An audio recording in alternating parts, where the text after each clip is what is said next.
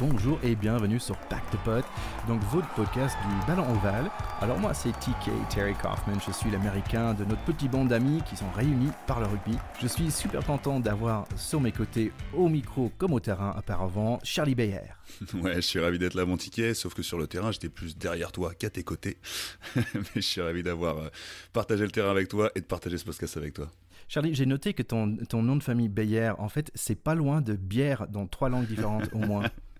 C'est le destin qui m'a appelé, voilà, c'est ça, c'est un nom prédestiné, je pense. Bizarrement, allez, c'est un nom allemand, donc la Lamagne et la bière, c'est des grands amis aussi.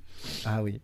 Allez, on a une introduction rapide aujourd'hui, Charlie, parce que nous avons un super interview à partager avec vous, celle de Patrick Tabacco. Et à propos de partage ticket, je m'adresse aux auditeurs pour leur rappeler de venir nous voir sur Facebook, Twitter, Instagram pour partager, commenter, donner votre avis.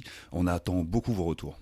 Alors, nous allons partir en voyage avec Patrick Tabacco, donc ancienne troisième ligne avec l'équipe de France, de Colombier, Casse et notamment Stade Français. Ouais, et pour vous présenter Monsieur Tabacco, voici l'historien, le Laurent Deutsch de notre pack de potes, Théodore de Saint-Rémy, qui va vous en parler un peu. Pack de potes, terrain 10. Oui, Patrick Tabacco, c'est un joueur que les gens qui regardaient le rugby dans les années 90 et début des années 2000 ont bien connu.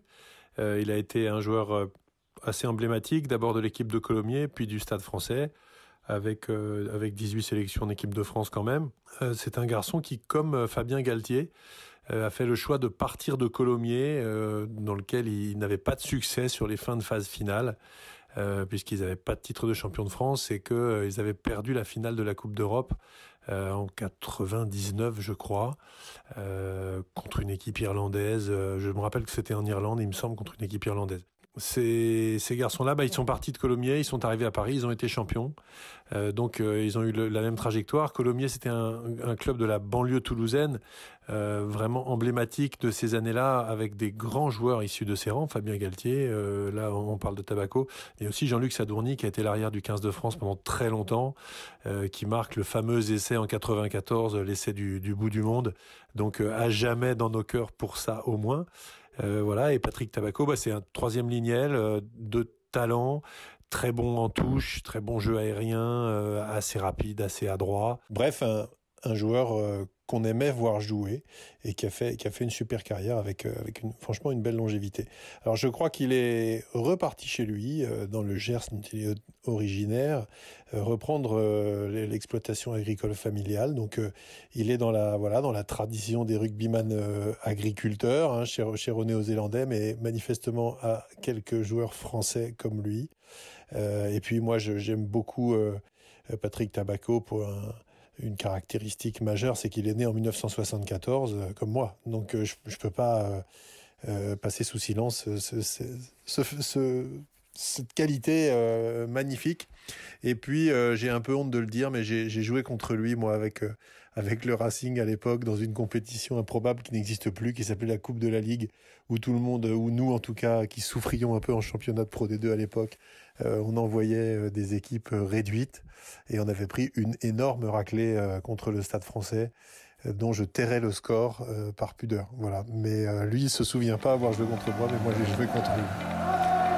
Merci Théo. Donc allez, sans tarder, nous allons tout de suite à la rencontre de Patrick Tabacco. Bonne écoute. Ok, je suis très content d'être là aujourd'hui avec Patrick Tabacco. Merci Patrick d'être venu sur Pack the Pot. Mais avec plaisir. Bonjour Thierry, bonjour à tous les auditeurs.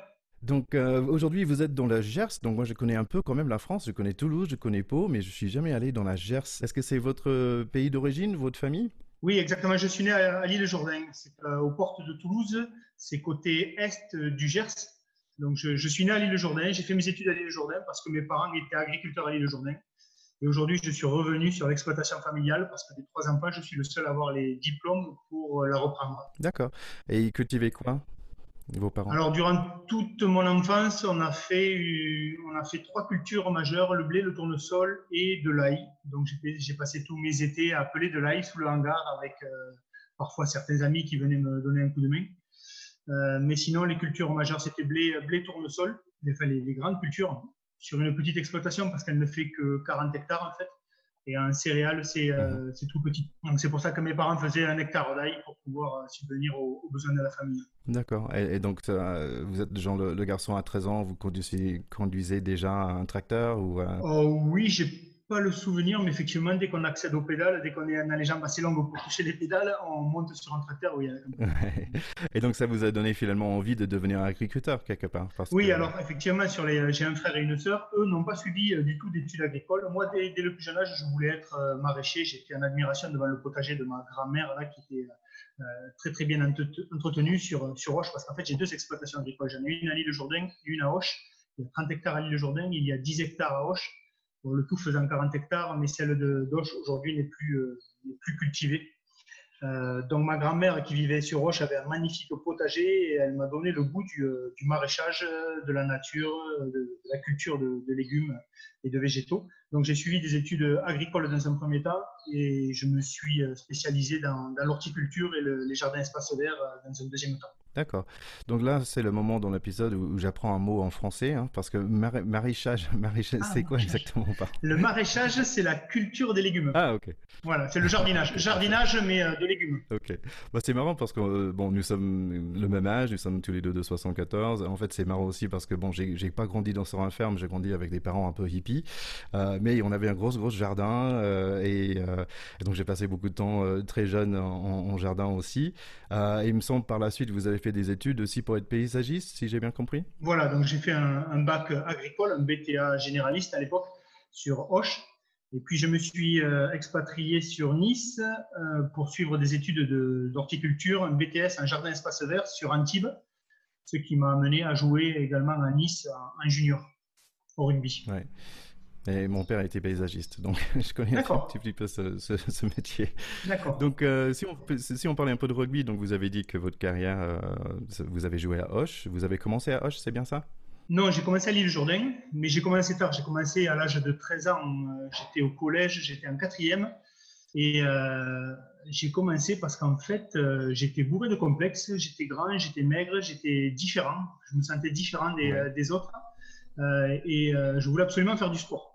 Donc, je ne savais pas si j'allais faire du foot, du tennis, du basket, du rugby. Et puis cette année-là, le prof de sport qui venait d'arriver sur l'Île-Jourdain était aussi l'entraîneur de l'équipe 1 de rugby de l'Île-Jourdain. Donc la première heure de sport a été consacrée au rugby et il a fait son recrutement.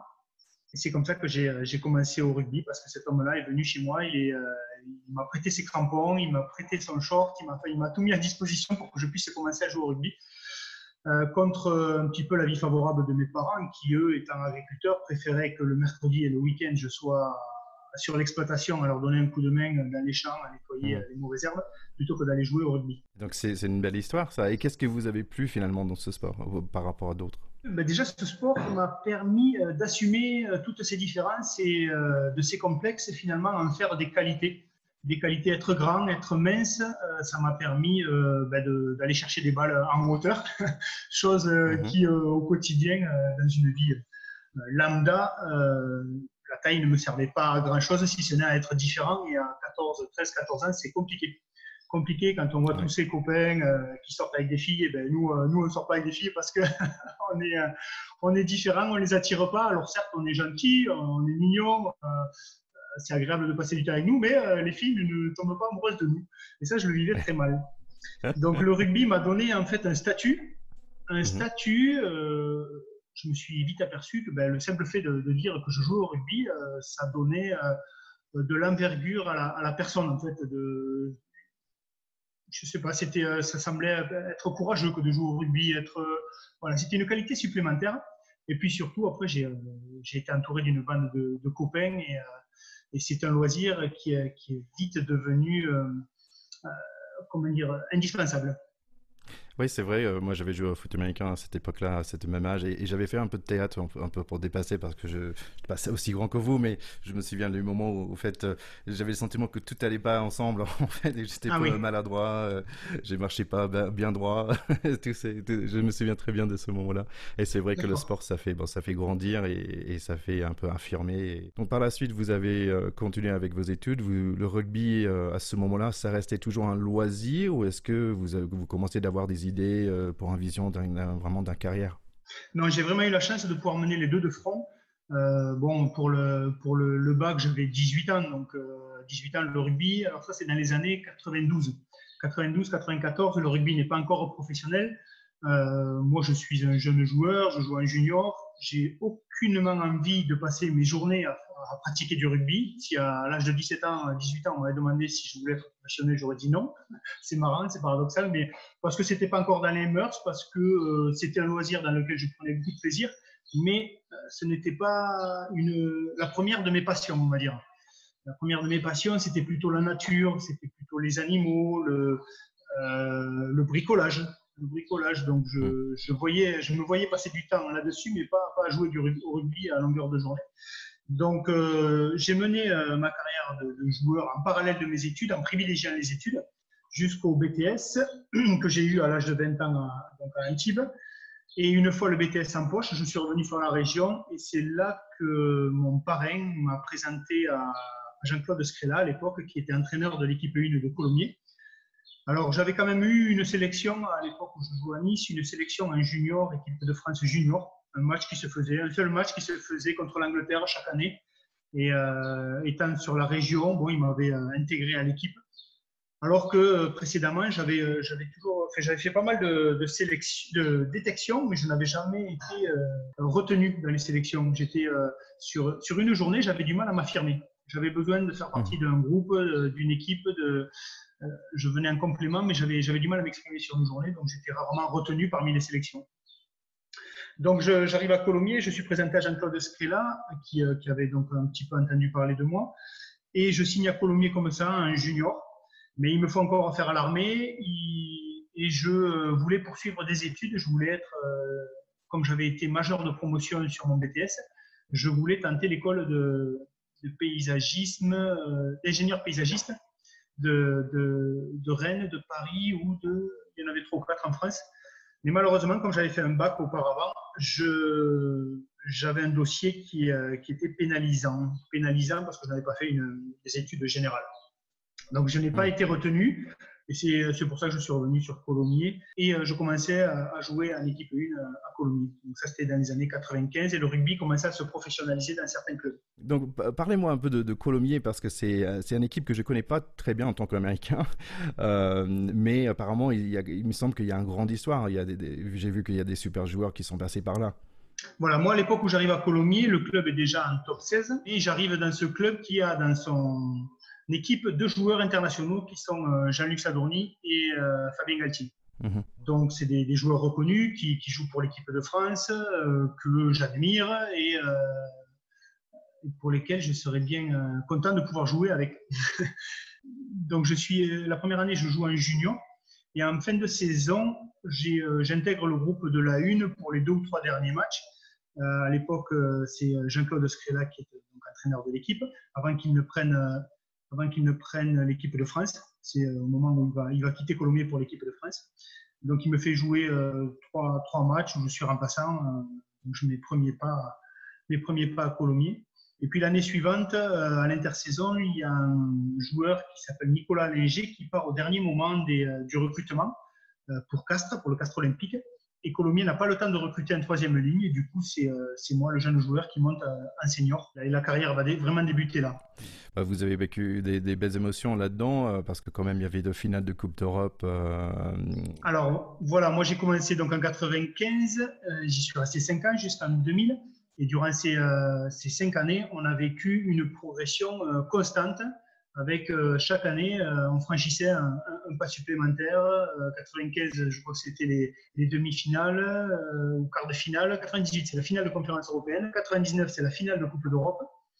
Et 2000, c'est la finale du championnat de France. Donc, c'était 5 années magnifiques où on avait des résultats contre toute attente et sans aucune pression, puisque le club ne faisait pas partie des plus riches du moment ni des plus ambitieux.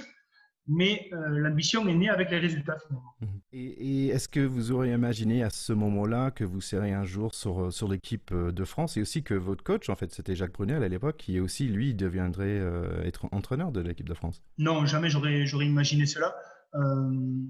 Je voyais bien que tous les week-ends, tous les week-ends, c'est prétentieux, mais régulièrement, j'étais cité parmi les meilleurs joueurs du week-end. Mais pour moi, l'équipe de France, c'était vraiment un seuil au-dessus qui ne m'était pas attribué. Je ne me voyais pas avoir les compétences pour jouer un jour en équipe de France.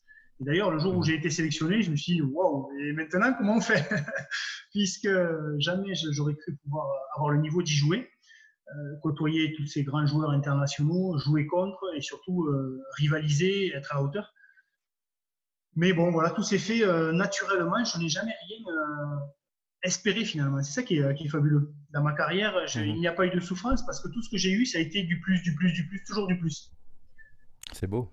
Ouais, c'est une chance quand je vois tous ces jeunes qui rêveraient de vivre ce que j'ai vécu. Moi, j'ai eu la chance de le vivre sans l'espérer, sans l'attendre. C'est venu naturellement, en suivant juste les conseils des coachs, en prenant du plaisir, en m'amusant, en compensant tous ces complexes.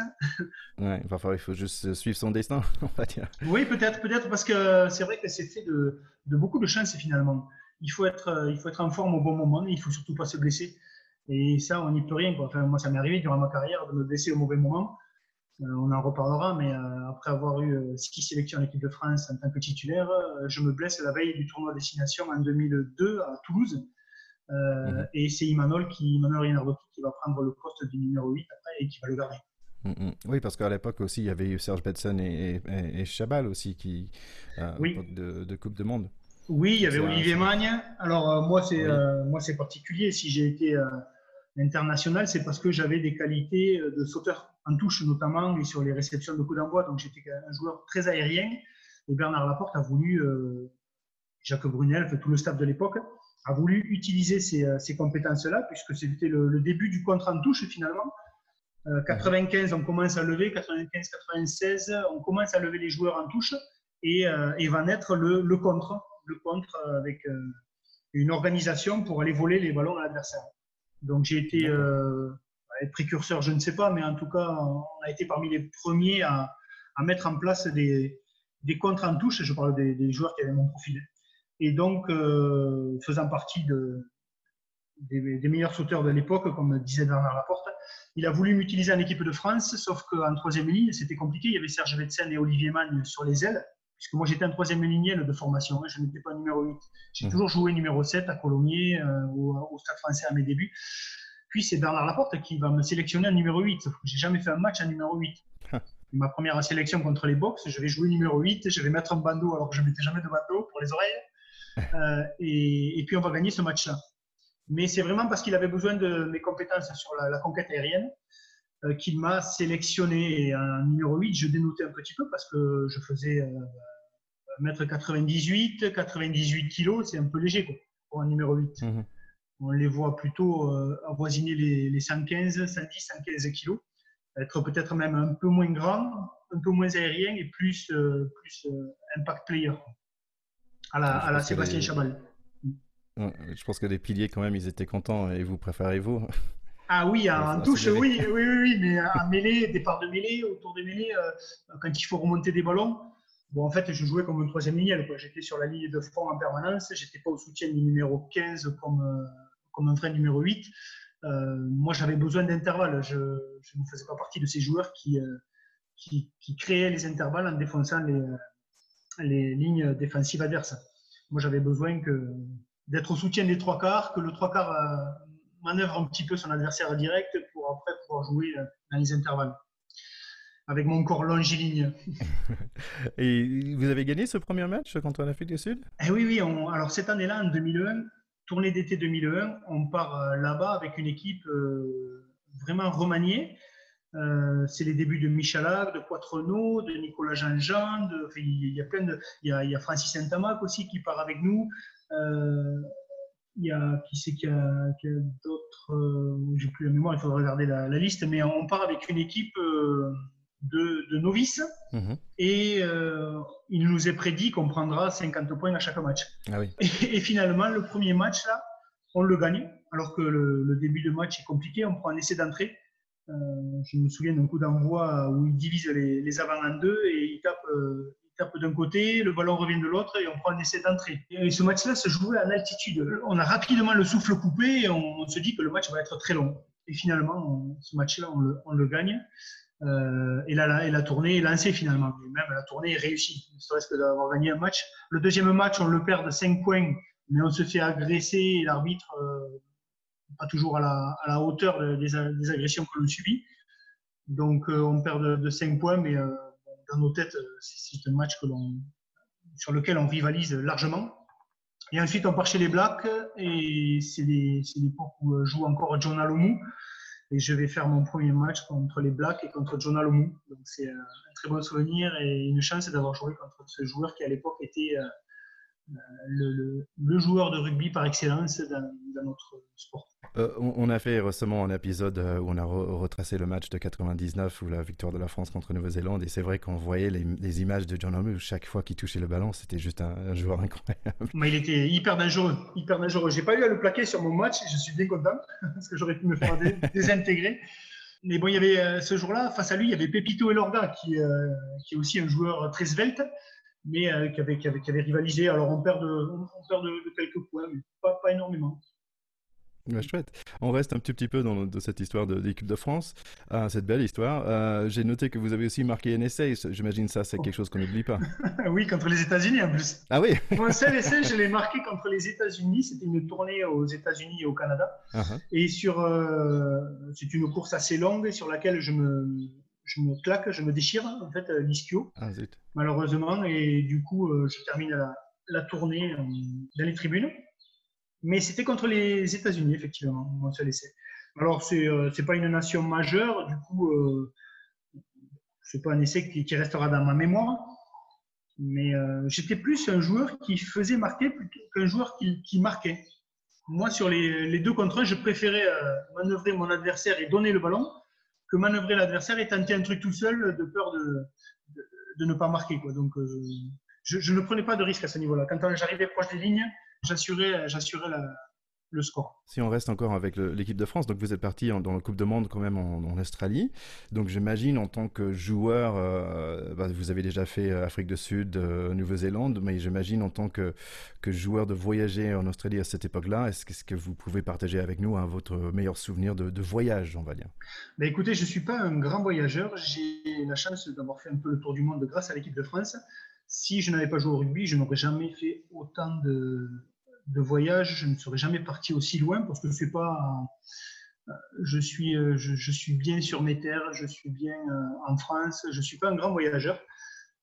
Si on me le propose, j'y vais avec plaisir et j'ai eu la chance donc de partir loin grâce à cette équipe. Et s'il y a un pays dans lequel je me suis vraiment senti bien, c'est l'Australie. Mmh. Au niveau accueil, au niveau ambiance, au niveau paysage. Alors moi qui suis un fan des animaux, ma priorité, une fois les pieds posés en Australie, c'était d'aller caresser les kangourous. Donc, première journée de repos, j'ai pris un taxi, je suis parti dans un zoo et je suis allé caresser les kangourous. Ensuite, dans le zoo, il y avait la possibilité de faire des photos avec des koalas. Ouais. Donc, j'ai eu un koala dans les bras et j'ai pu poser pour la photo.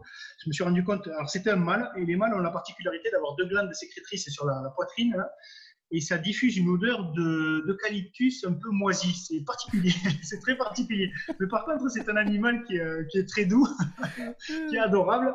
Et donc voilà, c'est marrant, tout le monde vous parlerait de match, moi je vous parle d'animaux. Donc, il y avait une odeur spéciale dans le vestiaire.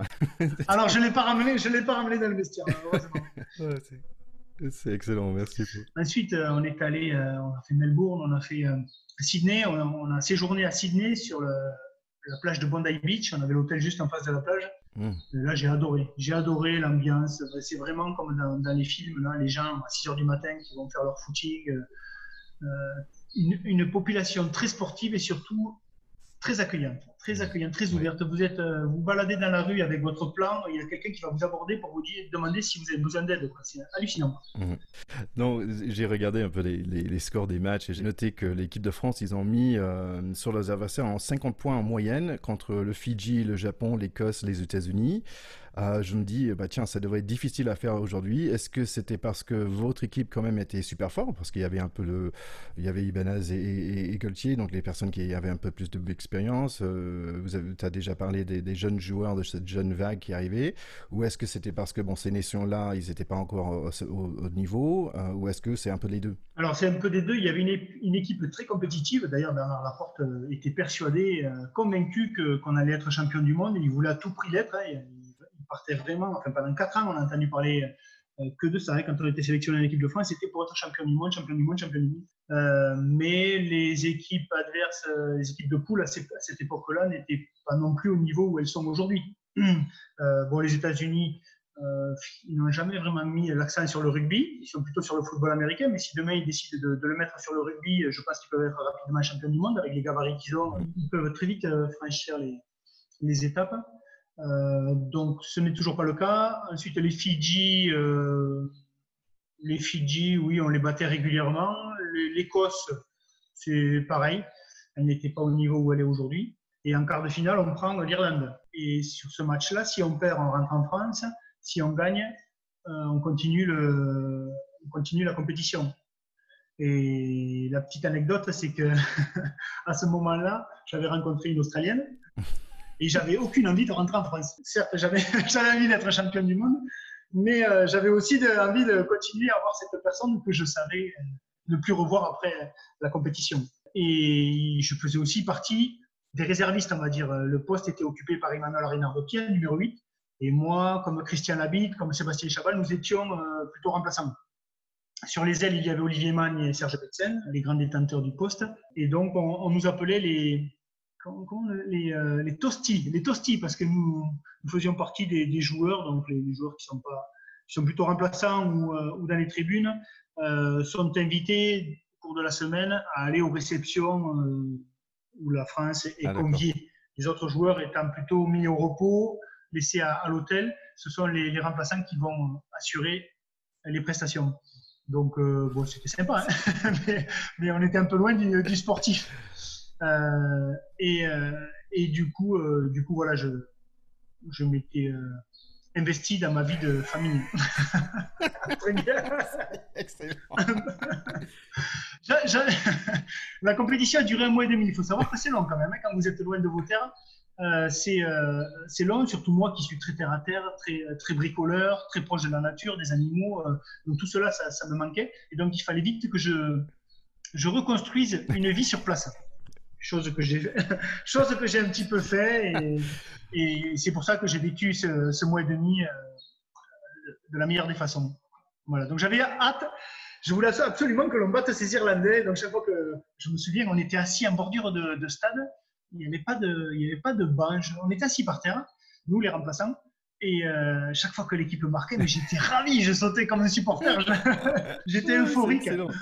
Je cumulais les envies de rester en Australie. Entre le sportif et la vie de famille. Ça lui donne plus de raisons de détester les Anglais parce que ils ont mis fin à ce jolie relation la semaine après. Et oui, ce match-là, j'étais dans les tribunes. Donc un match sous la pluie. C'était moins marrant. D'accord. Donc on va dire que c'est un Coupe de Monde pour vous avec plein de belles souvenirs. J'ai des sentiments.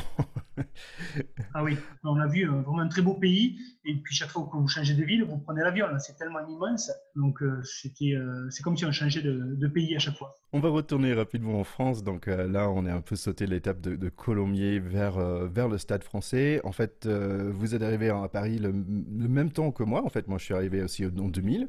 On avait le même âge, donc 25 ans. Moi, je peux dire personnellement, je trouvais ça excellent d'être. Moi, je viens de Caroline du Nord, c'est pas le Gers, mais quand même, c'est un peu plus Clermont-Ferrand, on va dire. Mais c'est très vert. Il n'y a pas des villes comme Paris, Caroline du Nord. Moi, j'ai trouvé ça excellent. Vous, votre adaptation de ferme, de Gers, de campagne vers cette vie, vers cette grande ville, ça se passait comment? Alors, moi, j'ai toujours aimé surprendre. Et quand le Stade Français m'a contacté, là aussi il y a une belle anecdote à raconter avec Hélène Ségara, notamment, quand le Stade Français m'a contacté, j'ai vu encore une fois la possibilité de surprendre mon entourage.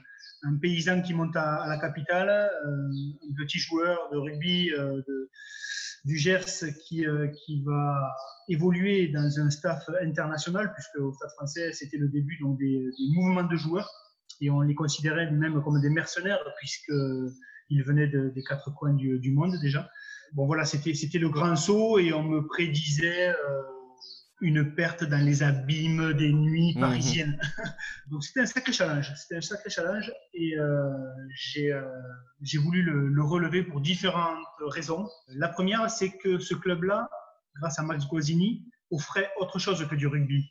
Et moi, durant toute mon enfance, le samedi soir, on regardait la télé avec mes parents à la campagne et on regardait Patrick Sébastien, le showbiz, les strass, les paillettes. Et j'étais en admiration devant ces femmes qui dansaient à moitié dénudées avec des strass, des paillettes. Ça me faisait vraiment rêver. Et je voulais savoir ce qui se cachait derrière. Donc, en montant à Paris, je savais que Max Guazzini allait m'offrir la possibilité de graviter dans cet univers-là et de voir comment se passaient les coulisses.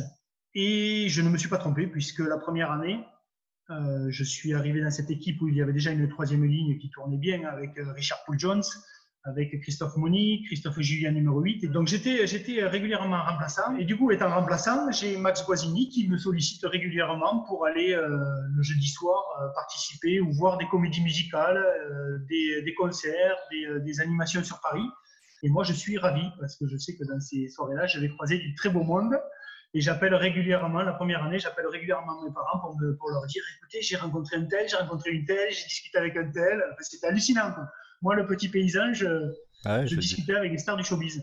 Quand Énergie recevait des personnalités, Mariah Carey, Ophélie Winter, Madonna, Max m'appelait, il me disait, viens, passe à Énergie, viens faire une photo, on la mettra sur le site, ça fera le buzz. Tu as fait une photo avec Madonna? Ouais, Énergie avait reçu des auditeurs qui avaient gagné, une cinquantaine d'auditeurs, et je faisais partie, donc avec Max Guazzini, on s'était rendu à l'interview.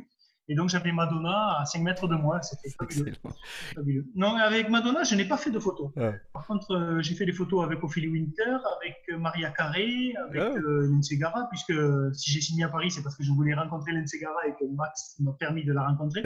C'est comme ça que j'ai signé à Paris. Et tes parents, pendant cette époque-là, ils sont oui, c'est bien fiston, mais quand est-ce que tu reviens ou ils sont contents pour toi que tu vis ta vie parisienne? J'en parlais justement avec ma mère dernièrement. À ce moment-là, c'était notre quotidien. C'était presque normal, c'était classique, donc c'était chouette, mais il n'y avait rien d'extraordinaire, il n'y avait rien de... C'est maintenant que l'on se rend compte que c'était ma période faste, et puis surtout une période exceptionnelle, que j'ai vécu des choses que peu de gens auront la chance de vivre. Mais quand vous le vivez, quand c'est votre quotidien, finalement, ouais, ça ne vous fait pas perdre pied. Moi, ça ne m'a pas fait perdre pied, et peut-être que c'est le fait que mes parents soient de vrais terriens qui m'ont permis de les garder sur terrain.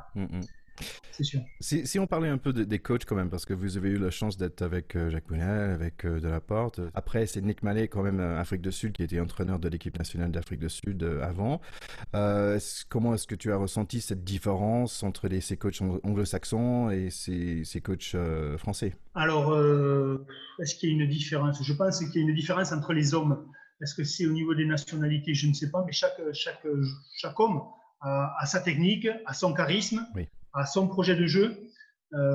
Connolly, quand je suis arrivé au Stade français, il nous a donné un bouquin qui faisait 3 cm d'épaisseur où il y avait toutes les combinaisons de jeu que l'on allait utiliser au cours de la saison. C'était un truc de fou, quoi. C'était les débuts du professionnalisme. Pour nous, c'était hallucinant.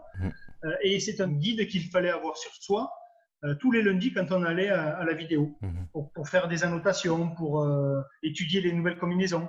En fait, on n'avait pas tout à apprendre dès le début de la saison, on allait les utiliser en cours de saison. Donc, il avait tout programmé. Donc, pour nous, latin, c'était une hyper-organisation à laquelle nous n'étions pas habitués. Ensuite, j'ai beaucoup aimé le charisme de Nick Mallet. Nick Mallet, quand il parlait, il me faisait vibrer. Il me donnait envie d'aller à la guerre. J'avais l'impression qu'il pouvait venir avec nous. Il s'entraînait avec nous, il avait 46 ans, 45 ans à l'époque, mais il avait encore un physique. Aujourd'hui, je ne pourrais pas faire ce qu'il faisait avec nous à l'époque. C'était un sacré athlète, et quand il prenait la parole, il était totalement crédible. Moi, j'ai adoré, et d'ailleurs, il est venu 2 ans à Paris, il est reparti avec 2 titres. 2 ans, 2 titres, et pourtant, les saisons ont été compliquées. Je me souviens de 2004, après la Coupe du Monde, quand on revient de la Coupe du Monde au Stade français, il y a tellement de joueurs qui sont sélectionnés pour la Coupe du Monde que le club figure parmi les derniers du classement quand on revient au mois de décembre. et il fallait à tout prix être dans les 8 premiers pour jouer les playoffs. Donc là, on va s'accrocher et on va y arriver.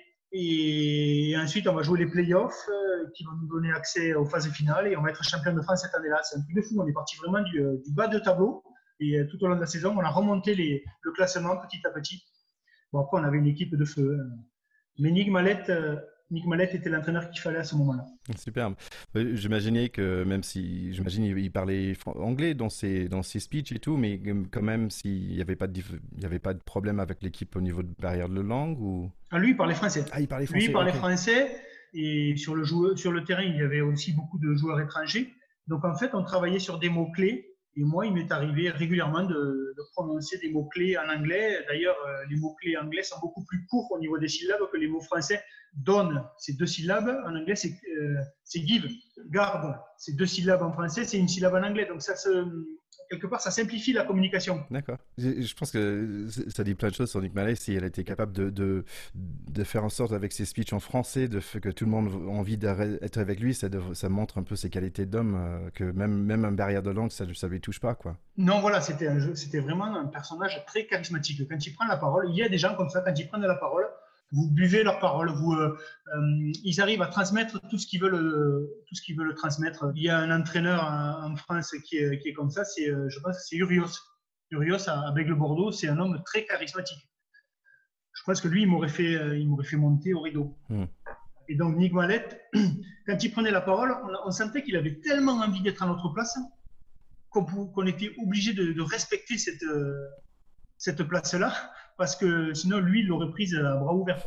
C'est superbe. Je ne sais pas comment l'expliquer, c'était hyper fort. Hyper fort. Pour finir sur le Stade français, donc tu es devenu champion de France, mais pour le faire, il fallait battre Toulouse. Donc tes amis, c'était quand même content pour toi ou pas ou... Alors, moi, je rêvais de pouvoir battre Toulouse, parce que quand on joue à Colomiers étant considéré comme le petit poussé à côté de l'ogre toulousain, je ne les avais jamais battus.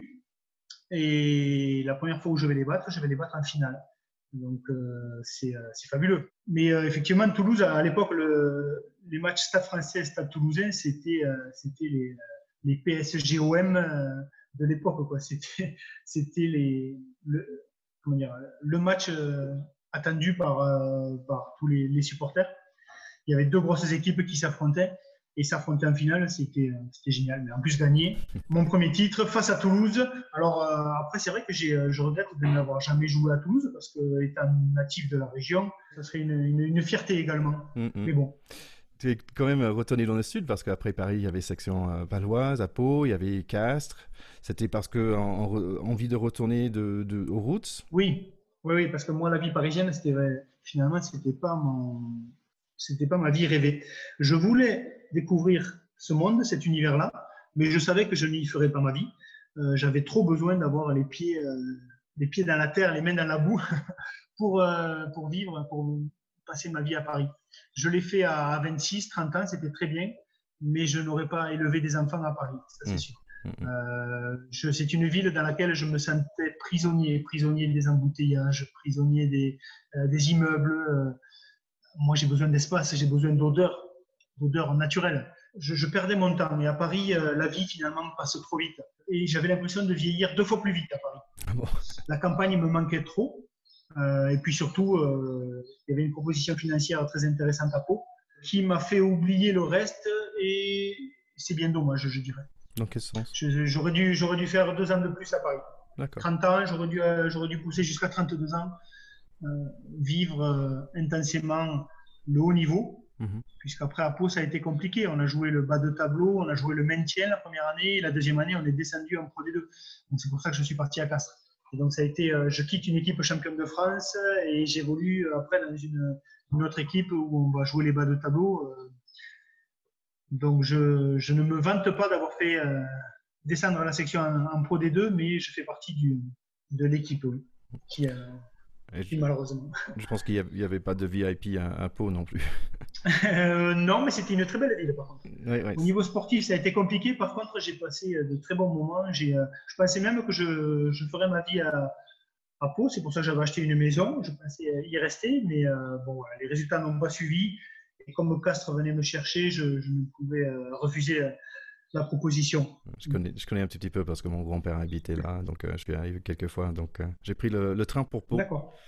Ah oui, oui, c'est vrai, oui. Donc là, finalement, Castres, c'est la fin de votre carrière professionnelle. Vous allez arrêter, vous allez finir votre carrière. Je vous dis, donc, mais quand même, c'est difficile de quitter le rugby. Vous restez toujours en contact avec le rugby, c'est bien ça? Oui, alors ma carrière s'arrête en fait sur une blessure. J'ai 34 ans à l'époque. J'attaque la saison donc 2007-2008. J'ai une douleur dans l'ischio-jambier gauche là, qui s'est désinsérée quelques années auparavant. J'ai eu une désinsertion totale de l'ischio. J'ai été opéré, on m'a posé des ancres. Il y a une petite ancre qui se balade dans le tendon. Elle a sauté, elle se balade dans le tendon et donc elle me provoque une inflammation régulièrement. Et je décide au mois de décembre 2007 de me faire opérer parce que le chirurgien me dit que ça va être rapide. On va aller la chercher, on l'enlève et 3 mois après, je suis de nouveau sur les terrains. Sauf que la rééducation, finalement, va être beaucoup plus longue parce que le tendon aura été trituré. Il a eu du mal à trouver l'encre. Donc, je vais mettre 6 mois à revenir vraiment sur mes 2 jambes. Et 6 mois, donc c'est la fin de la saison. Et à l'époque, Alain Gaillard, qui est entraîneur de Castres, me dit, écoute, tu as 34 ans, on préfère investir sur un jeune et on va t'aider à te trouver un autre club en Pro D2 si tu veux. Je dis non, c'est pas la peine. Je comprends que vous ne vouliez pas me garder. C'est l'année où ils vont chercher Chris Mazoé.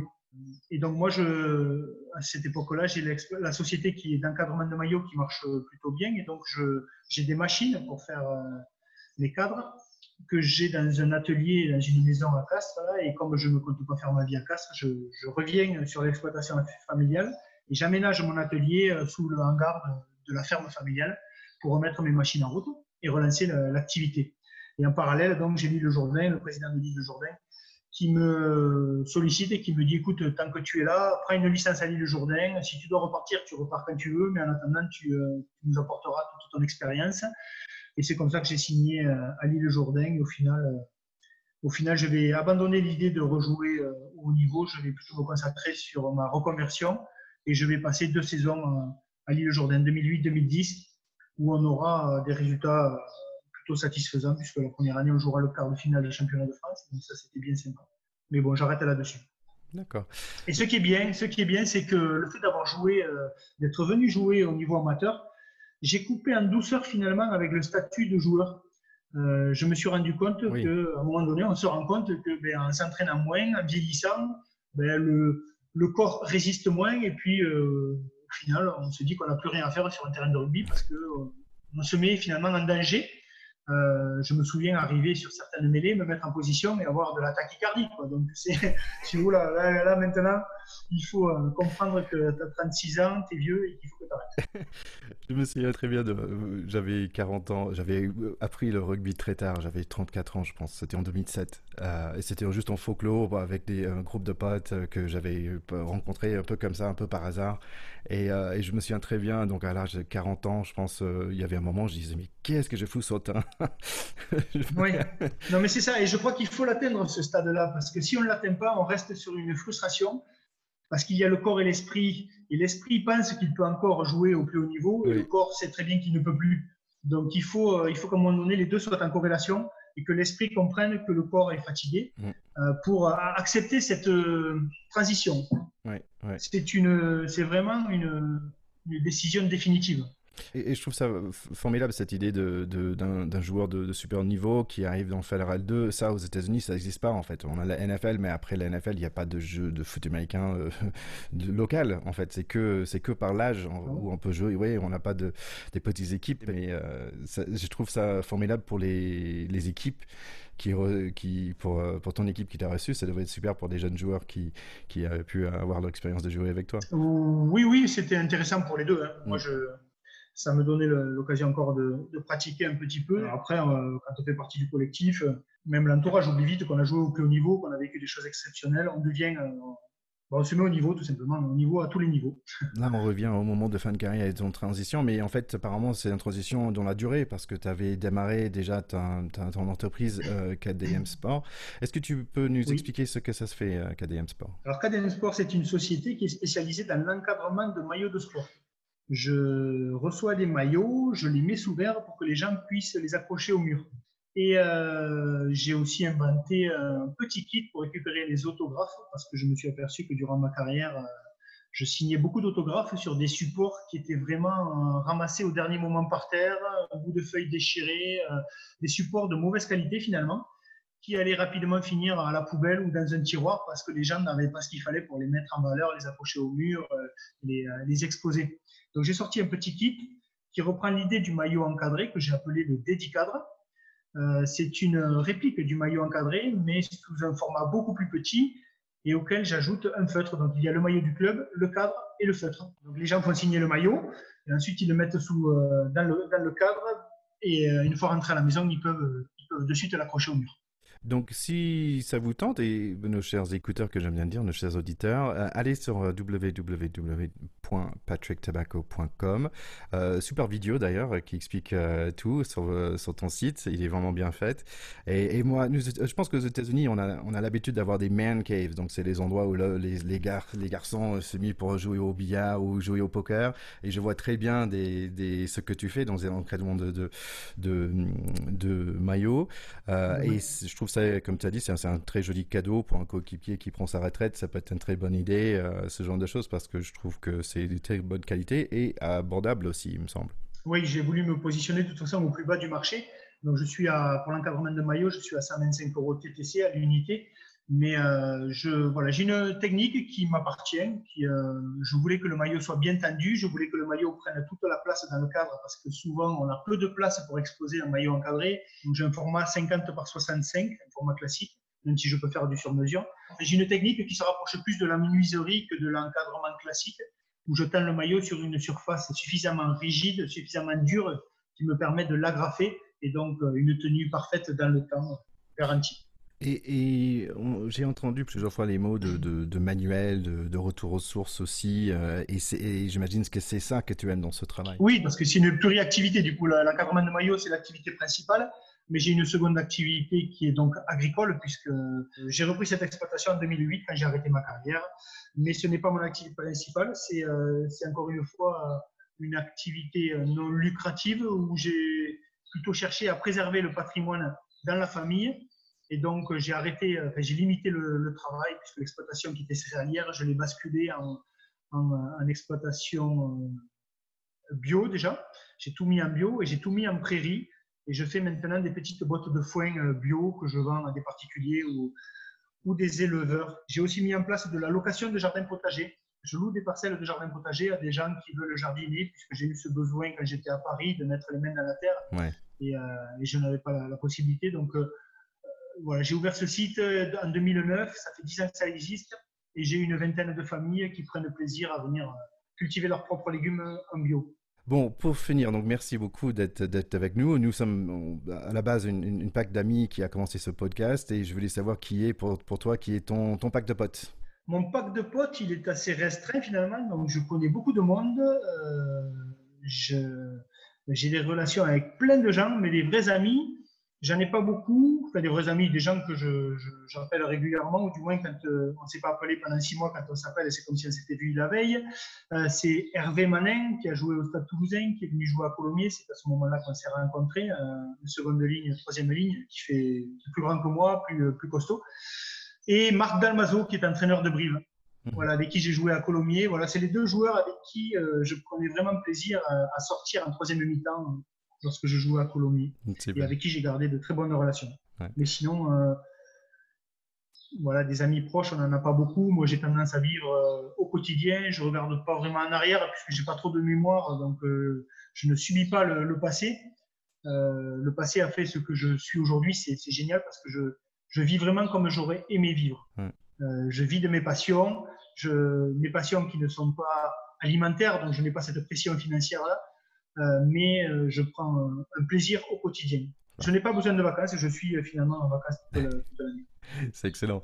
Et pour cette équipe de France, est-ce que tu les vois comment j'ai toujours pensé qu'il y avait du potentiel en équipe de France, il faut juste le révéler. Et je pense que Fabien Galtier est l'homme de la situation. Fabien a eu peut-être certaines difficultés en club parce que je le connais. Et Fabien, c'est quelqu'un de très exigeant. Fabien aime bien piquer les joueurs, il aime bien les vexer pour qu'ils réagissent. Mais ça marche un temps. Et en club, quand on vit avec les joueurs en longueur de saison, c'est compliqué. Au bout de 6 mois, on peut se faire des adversaires. Alors qu'en équipe de France, c'est une sélection. Il pourra imposer sa façon d'être et de faire, sachant que si le joueur ça ne lui convient pas, il rentre dans son club et on en prend un autre. Donc je pense que c'est vraiment l'homme de la situation. Et au-delà de ses capacités de manager, il a aussi c'est un homme qui connaît bien le rugby, qui sait le réinventer, qui a su s'entourer aussi de compétences. Il a pris Karim Ghezal avec lui pour gérer la touche. Karim, c'est quelqu'un qui est de l'Île-Jourdain, avec qui que je connais bien. Oui, j'étais à l'école avec son frère. C'est un spécialiste de la touche. Vraiment, c'est un spécialiste de la touche qui est passionné par cette phase de conquête et qui sait aussi la réinventer. Donc, je pense qu'on a tout ce qu'il faut pour aller loin. Et pour avoir discuté avec Fabien Galtier il n'y a pas très longtemps, et lui avoir dit de façon ironique « Tu seras champion du monde en 2023 », j'ai adoré sa réponse. Il m'a dit « C'est mon destin ». Et ça, quand on est entraîneur, si on n'a pas cette détermination-là, qui d'autre peut l'avoir? Ce n'est pas la détermination qui fera le résultat, mais au moins, elle y contribuera. Ouais. Écoutez, je pense que c'est un parfait moment de s'arrêter. Merci beaucoup, Patrick, pour ton temps, pour tout ce que tu nous as dit. Donc, allez sur www.patricktabaco.com. Franchement, c'est des très bonnes qualités. Je trouve ça super chouette. Et bonne continuation à toi, Patrick. Merci d'être là avec nous à Pacte Pot. Merci, Thierry. À très bientôt. Et bonne continuation à tous les auditeurs également. Bon, merci d'avoir écouté cet épisode. J'espère et je crois bien que vous avez vraiment pris plaisir avec Patrick comme moi. Mais c'est sûr, mon ticket, qu'ils ont pris du plaisir. Moi aussi, j'ai pris du plaisir. Et vous qui êtes en vacances, sachez que nous aussi, on va prendre un peu de temps pour se ressourcer, un peu de off, pour aller à la playa, pour visiter la France. Profitez-en pour écouter, pour réécouter, pour partager nos interviews, nos 15 de rêve, nos réactions sur les matchs des Bleus, les reportages sur le rugby à 7, sur le rugby féminin. On en a fait des choses, le dernier épisode sur la reprise, il y a un peu tout, il y a de quoi vous accompagner sur toutes les plages de France pendant tout l'été. Et oui, donc bon vacances à tous. On revient en septembre avec la nouvelle saison de Top 14. Donc ça veut dire d'autres épisodes sur des matchs de rétro rugby classique, sur des interviews et surtout notre 15 de France. Allez tout le monde, bon été à vous. Salut à tout le monde, passez de bonnes vacances, bronzez bien et jamais trop loin d'un pack.